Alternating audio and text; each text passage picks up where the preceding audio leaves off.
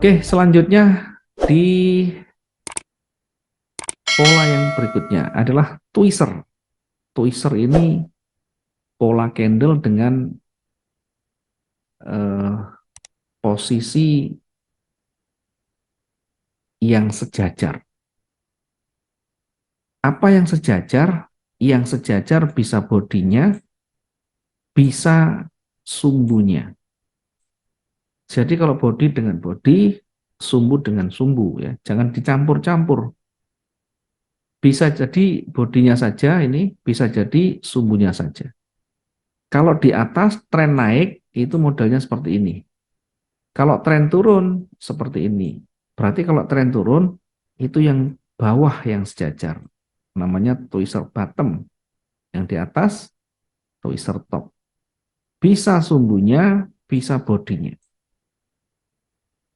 Dan ini tergolong bagian dari pola candle yang sangat valid juga. Sekali lagi, untuk mendapatkan tingkat validitas yang tinggi, maka lalu yang tadi ya, proses tahapan yang tadi.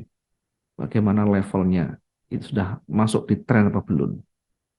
Apakah ini di range atau tidak. Tidak di tren, tetapi dia ada level di sana. Sama saja, ada support, ada resisten. Tapi kalau dia datar, pendek-pendek, ini muncul pun tidak terlalu berpengaruh. Jadi nanti suatu saat ketemu, oh ini saya sudah menemukan tweezer top, katanya berbalik, ternyata kok malah berlanjut. Satu, mungkin karena dia belum ada tren. Yang kedua, jangan pernah berpikir pola ini akan valid 100%. Tidak ada yang pernah ada pola candle itu valid 100%. Itu kenapa penting kita tahu dari sisi histori. Penting kita tahu bagaimana manajemen risiko. Jadi jangan berdalih pola candle sudah diterapkan masih rugi. Berarti ada yang salah di sana. Bisa juga ketajaman kita membaca teknikal, bisa juga risk management kita yang tidak mau menerapkan dengan baik, bisa juga karena emosi kita masih meluap-luap. Pengennya instan, pengennya cepat, pengennya ingin gede dan sebagainya. Selama kita masih belum ada perjalanan panjang, selama kita belum punya pengalaman panjang dengan tingkat konsisten yang baik, dan kemampuan untuk menahan diri dengan baik, maka akan sulit untuk kita bertahan. Untuk survive itu sangat sulit sekali. Jadi tidak ada trading yang dibentuk dalam waktu yang cepat singkat, tidak ada. Trading itu harus dibentuk melalui proses yang panjang. Kalaupun mereka yang betul-betul berhasil tidak bisa instan, betul-betul tidak bisa instan.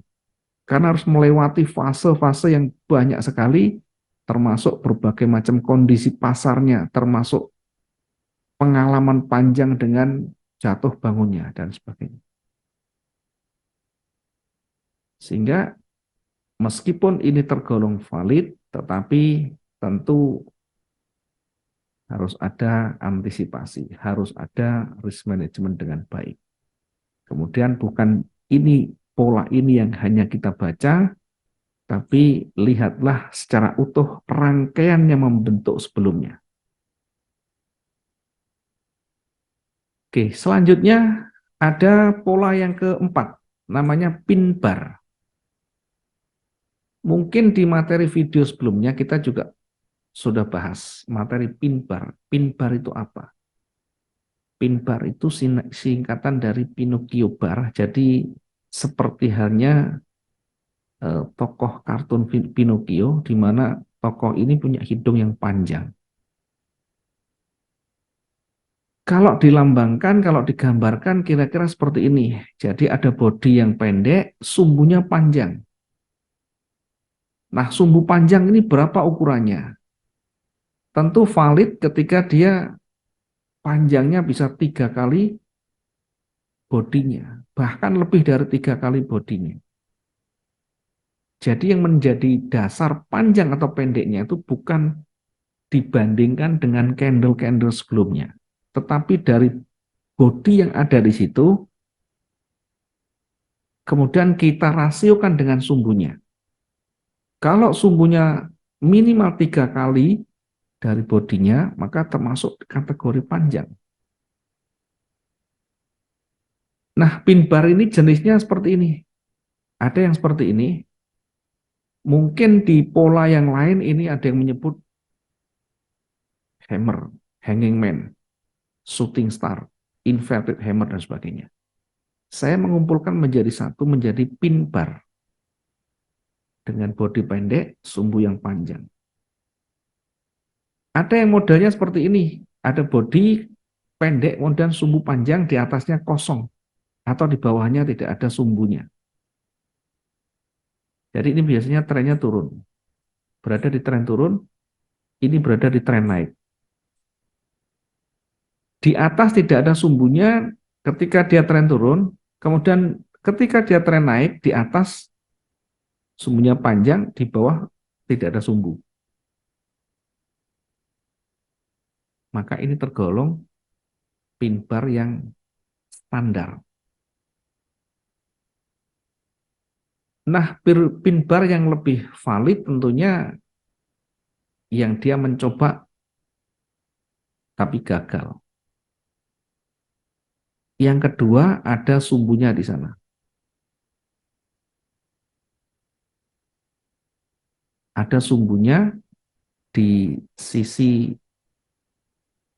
yang berlawanan dari sumbu yang panjang. Ketika dia trennya turun, kemudian sumbunya panjang di bawah, di atas ada sumbu sedikit, tidak menjadi masalah. Tapi ini tentu jauh lebih valid karena dia tebal, tidak ada rejeksi di sana. Kuat, jadi terbentuk, menekan, kemudian berbalik arah, jadi warna yang tebal, tidak ada penolakan lagi. Tetapi yang ini bukan berarti tidak valid, ini juga valid. Nah, termasuk seperti ini. Tidak ada bodi sama sekali, hampir nyaris tidak ada bodinya, dia hanya sumbu. Ada menyebut mungkin doji dan sebagainya ya. Kita kumpulkan satu namanya pin bar. Dan ini tergolong pola yang sangat valid juga. Kalau saya contohkan misalkan, sekali lagi cari posisi itu dia berada di ujung atau di puncaknya, di support resistennya, di range-nya, di trennya di sana. Kalau mungkin tidak ada tren di sana,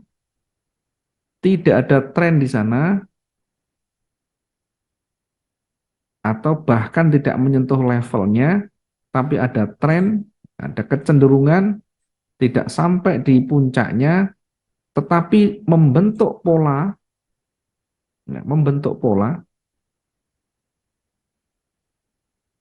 maka ini bisa menjadi petanda, bisa menjadi petunjuk akan adanya reversal. Jadi pin bar itu bisa bodinya nyaris tidak ada, atau ada bodinya, ada sumbu pendek di sebelah perlawanan, ada juga yang tebal tidak ada sumbu. Pin bar itu valid ketika minimal sumbunya lebih dari 3 atau 3 kali bodinya ke atas. Jadi meskipun ini tergolong pendek kalau kita banding dengan sebelumnya, tetapi kalau kita rasiokan dengan sumbu bodinya, maka ini tergolong sumbu yang panjang. Mungkin kita bisa cari yang lain ya. Kita bisa bandingkan dengan yang lain yang tergolong eh, pola pin bar ya. Ini berlaku sebenarnya di semua time frame ya, berlaku di semua time frame. Ada kalanya pin bar itu satu arah. Jadi satu arah itu trennya begini. Trennya turun, koreksi, kemudian turun lagi, koreksi. Nah, pin bar yang satu arah ini juga tentu sangat valid, ya. Pin bar yang satu arah ini tentu juga sangat valid, ya. Oke, kita coba lihat ya tadi contoh yang kita sampaikan di pin bar yang tergolong sangat valid itu saat dia berada di tren, misalkan begini. Ini trennya turun, kemudian koreksi tadi. Ya. Ini trennya turun. Kalau kita lihat di sini, kalau kita tarik satu persatu ya seperti ini.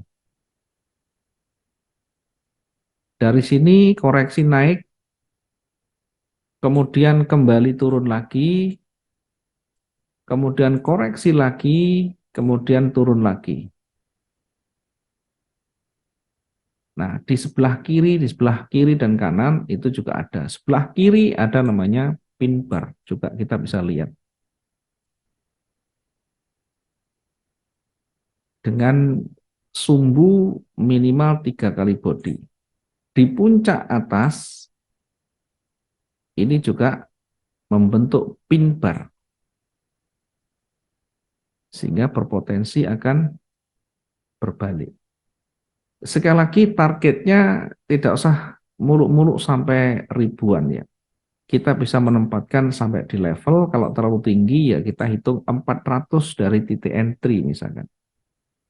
400 itu mungkin hanya sampai di sini, bahkan 500 hanya sampai di sini. Kalau kita terlalu jauh target kita, maka belum tentu satu hari itu selesai. Mungkin bisa jadi akan berhari-hari. Kalau itu sudah pilihan kita, memutuskan trading kita seperti itu tidak masalah. Tapi tentu perhitungan lot kita harus sudah sesuai. Tentu ketahanan kita harus kita sudah ukur. Kita masuk di swing trading berbeda dengan day trading dari sisi lot yang digunakan, dari sisi ketahanan. Karena harus mampu menahan laju floating lebih besar kalau kita menggunakan swing trading. Ada banyak, silahkan nanti diuji ya. Silahkan diuji, kemudian kalau ada pertanyaan bisa disampaikan di kolom komentar. Kemudian kalau nanti misalnya menemukan kasus pola itu sudah muncul ternyata masih berlanjut, silakan di screenshot kemudian bisa ditanyakan. Nanti kita akan coba untuk melihat secara detail seperti apa kondisi sebelumnya sehingga kita nanti bisa membaca secara utuh apakah itu betul-betul bagian dari reversal, bagian dari penerusan, atau justru mungkin di luar yang kita perkirakan.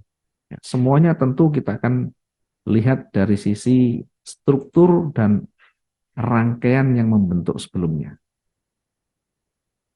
Berikutnya pola yang terakhir, pola yang kelima namanya engulfing.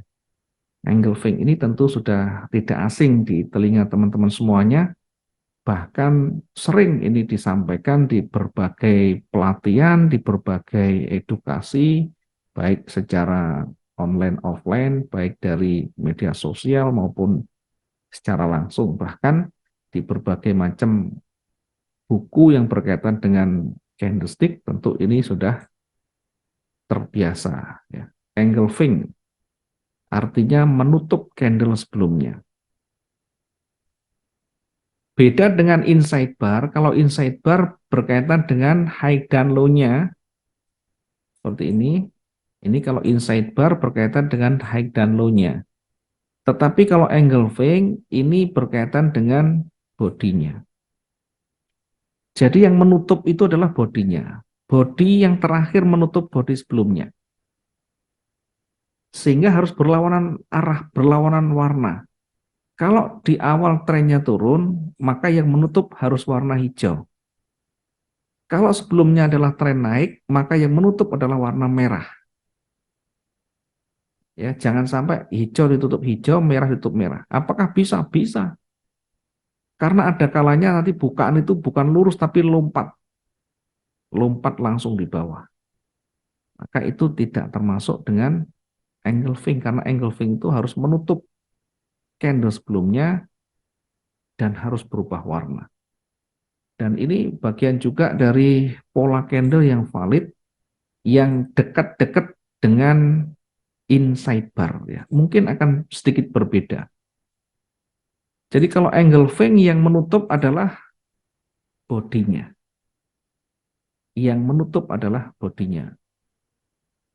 Nah, penerapannya seperti apa? Ada kalanya begini. Ini engulfing juga kenapa tidak naik? Oke, kasusnya harus difahami satu dari sisi tren, yang kedua dari sisi level support resistennya, yang ketiga berada di area range. Jadi kalau di tengah begini, ini sifatnya koreksi. Sifatnya koreksi, bukan berada di tren di tengah. Di tren itu dari mana? Dari levelnya kita lihat sebelah kiri, kalau dia terlalu jauh, bisa kita ukur dari range-nya. Ya, kalau tidak ada level yang terdekat di situ, berarti kita bisa ukur dari range-nya. Bisa kita ukur, bisa kita lihat dari candle terakhir yang terbentuk.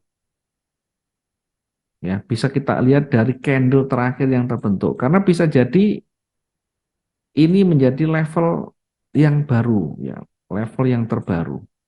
Sehingga ketika ini muncul engulfing, ada potensi dia bergerak naik. Nah, bergerak naik itu juga nanti kita ukur, kita uji. Sampai di mana kekuatannya, kita bisa menggunakan namanya Fibonacci. Nah, Fibonacci itu di mana dia antara 50 sampai 61,8. Kira-kira kita ukur seperti ini ya. Kita cari yang mudah sederhana. Selagi dia berada sekitaran itu, dia berpotensi memantul. Jadi kalau tadi misalkan di sini masih berada di sini, ya potensi itu ada, tetapi tentu wilayahnya masih cukup jauh, berpeluang sampai di atas. Ya, kemudian kita coba terapkan yang di atas. Kita coba terapkan yang di atas ketika trennya naik ya.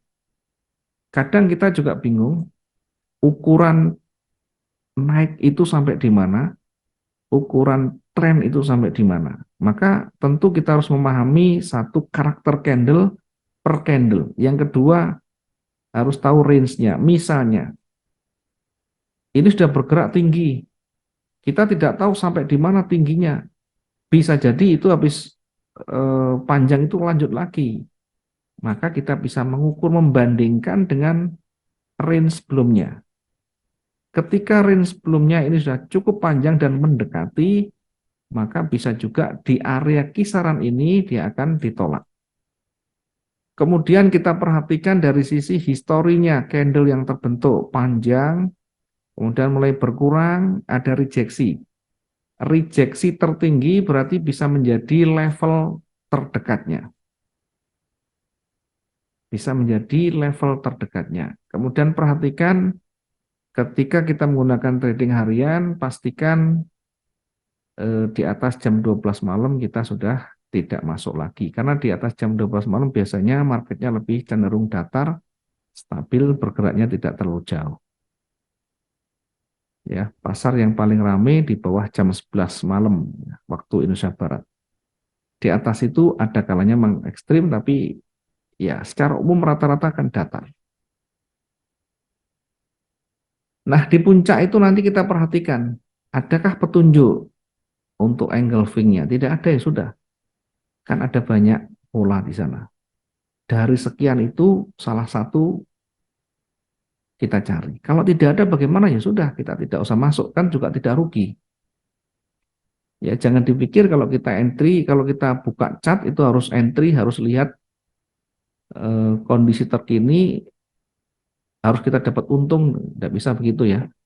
Jadi kita hanya akan entry ketika pola yang terbentuk di sana sesuai dengan aturan main kita.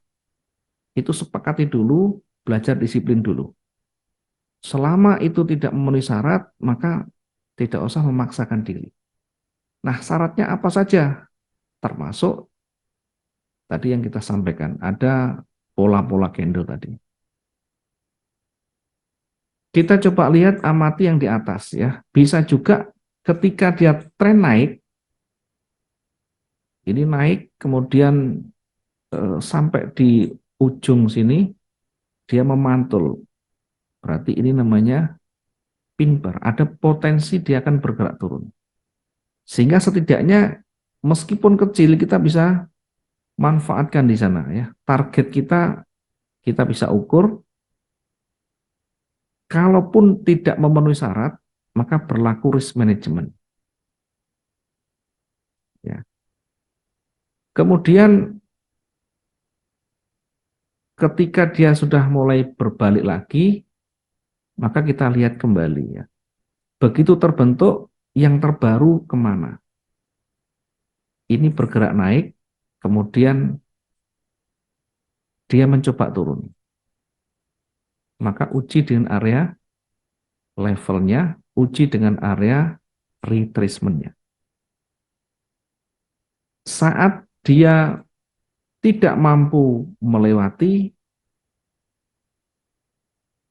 maka bisa jadi memantul. Saat dia kembali turun, tidak melewati lagi, bisa jadi akan memantul lagi. Di area di sini kita bisa lihat juga ya. Di levelnya, meskipun dia tidak di puncak tren bawah, tetapi ini di levelnya, kemudian sudah muncul di sana, maka bisa menjadi petunjuk dia akan kembali naik. Karena ini satu arah. Nah, yang berlawanan arah itu ketika dia betul-betul sudah terpenuhi. Mungkin range-nya sudah terpenuhi atau puncak trennya ketemu di sana. Ditandai dengan dia sudah panjang kita bandingkan dengan hari-hari sebelumnya.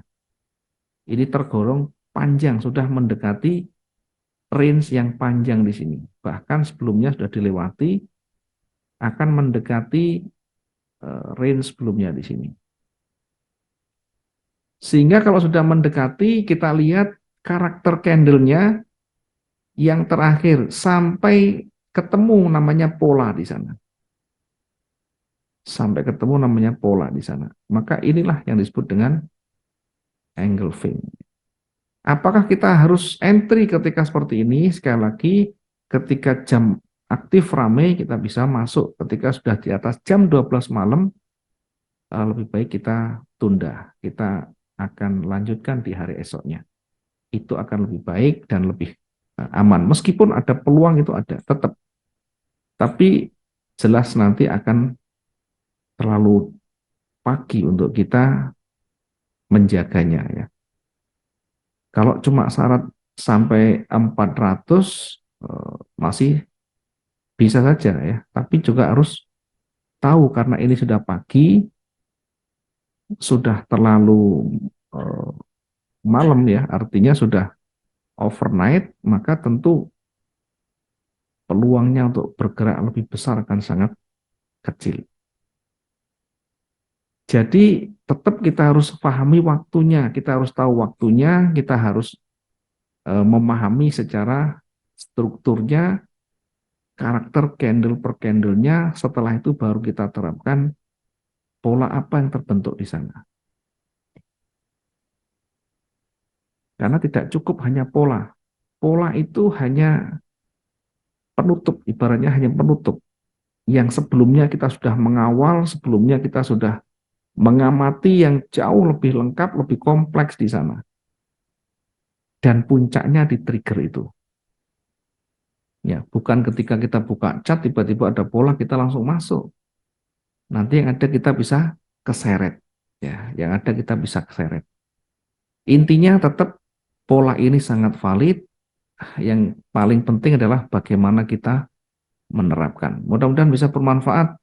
Sekali lagi kalau ada yang kurang paham, kalau mungkin ada yang berbeda dengan prakteknya, dan mau didiskusikan, silahkan ditulis di kolom komentar. Kalau perlu di screenshot untuk pola yang diketemukan, kemudian nanti kita bisa coba untuk bahas kembali. Kalau perlu screenshotnya lebih besar, lebih luas, sehingga kita tahu jamnya, kita tahu tanggalnya, kemudian kita bisa lihat secara historisnya. Terima kasih teman-teman semuanya, mudah-mudahan bisa bermanfaat, sedikit yang bisa kita sampaikan. Terlebih yang ingin kita sampaikan tentu bagi teman-teman yang masih sulit menempatkan entry point yang berpotensi bisa mendapatkan untung. Tidak harus satu pola candle yang kita temukan, tapi harus kita pahami, harus kita dalami secara historis, sehingga struktur kita juga memahami, secara karakter kita juga memahami, rangkaiannya semuanya kita pahami semua, sehingga ketemulah trigger itu sebagai penutupnya. Terima kasih, selamat malam, assalamualaikum warahmatullahi wabarakatuh, salam profit dua arah.